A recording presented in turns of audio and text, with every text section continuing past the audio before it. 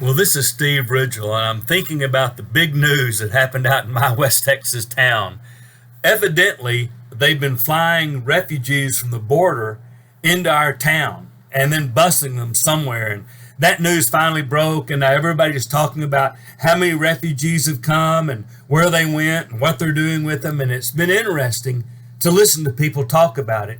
For instance, the people that didn't think they ought to be coming in and thought we ought to have stronger borders. Now they're here somewhere around us, and I'm hearing them all say, well, are they vaccinated, and who paid for it? What's happening, and what are we going to do, and where are they? And boy, and then people that think it's been atrocious what's happened at the border and somebody ought to do something. Now here they are, and boy, it's their chance to really do something for them.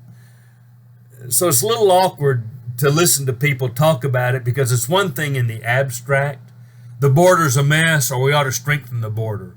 Or, boy, they're here and let's do something for them. But when they're right in front of you, it's all of a sudden you were talking about doing something. But here's the thing I'm most interested in. I want to see how Christians are going to react. You see, I don't care if you think the border should be tighter and they shouldn't be here. I'm just pretty convinced that Jesus said we need to take care of those who are less fortunate than us. And I'm going to tell you, if there are immigrants in here, man, they're trying to learn a language, and they're trying to find a job, and they're trying to get coping skills, and they need help. And this is a chance for Christians to really step up. One of the greatest things I've ever seen among a group of believers started with one lady when a bunch of Bhutanese refugees showed up in the small town of Abilene, Texas. And she got a handful of people who are passionate about loving your neighbor as yourself. And it grew to, now we were a big church then, the church I was a part of, probably 1,000 members, but there were almost 100 members that in different ways got heavily involved with these refugees. And I bet over a decade, I bet there were thousands of refugees who were helped in some form or fashion by that small group of Christians. And the neat thing is, because these people also loved God with everything they had, they wanted to share Jesus with these Bhutanese refugees. And we baptized over a decade hundreds of them.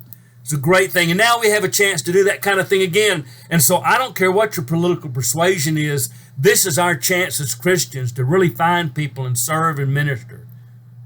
It really is where God's bringing the world to our doorstep. And so I don't care what your political view is about the border.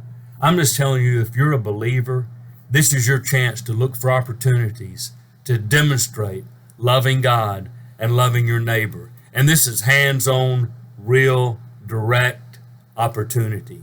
So let's see if we Christians can step up. Maybe those of you that have prayed for God to bring us people that want to know Jesus, maybe this is the answer. So this is Steve Ridgel saying, I hope God opens doors for us to reach a lot of people. And maybe he's doing it by bringing them right into the middle of where we live.